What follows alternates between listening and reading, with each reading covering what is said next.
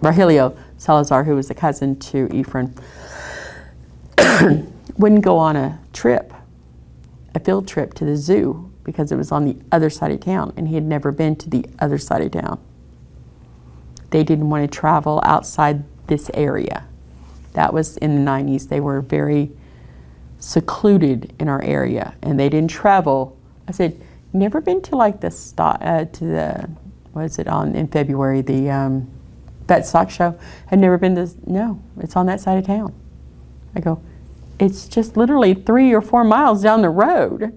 I said, we're not like it's going to take us an hour to get there. But they just would not travel outside Poly area. That was their territory, and that's where they stayed. I go, wow. I wore a red shirt one time to school, and they go, Miss, you're wearing red is dead. You're going to die. And I go, you know the cool thing about not being in a gang? Wear what I want. But they were I never felt threatened other than that one time. Even if they got mad at me and slammed the door, they came back the next day because every day is a new day. Who did y'all's gang training?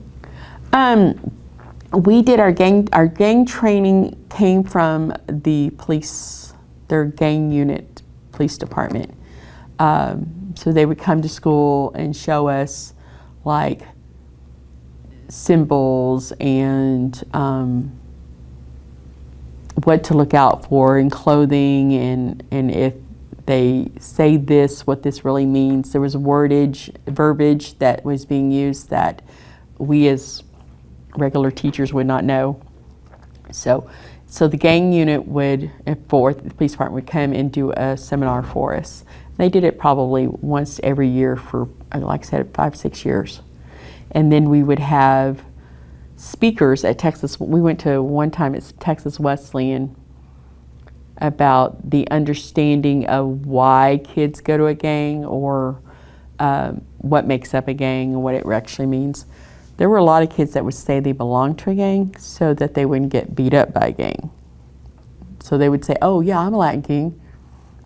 I go, then why don't you wear the khakis and the shirt, the hair and because we didn't have uniforms then. They wore khakis that were so starched. I asked them one time, I go, do you starch your own, I said, do you iron your own pants? Yes. I go, how many cans of starch do you go through? Because those are the starchiest clothes I've ever seen in my life. I swear to gosh, you couldn't bend them. They would be their pants would be so creased. And we'd have to say, button the entire shirt, not the top button and it all, button the entire shirt, So pull your pants up. If I've said that 100 times, I've said that 5,000 billion times. Pull your pants up, pull your pants up. And it's finally, this year, out of all my classes, 2 boys that still have that sagging type thing going on. But back in the day, it was like the pants were made to look like they were sagging because they would have a lot of back end material. So they really, no, miss, look, it's okay, I guess, But it's just, again, culturally, I was like, okay, this is stupid. But to them, that was perfect.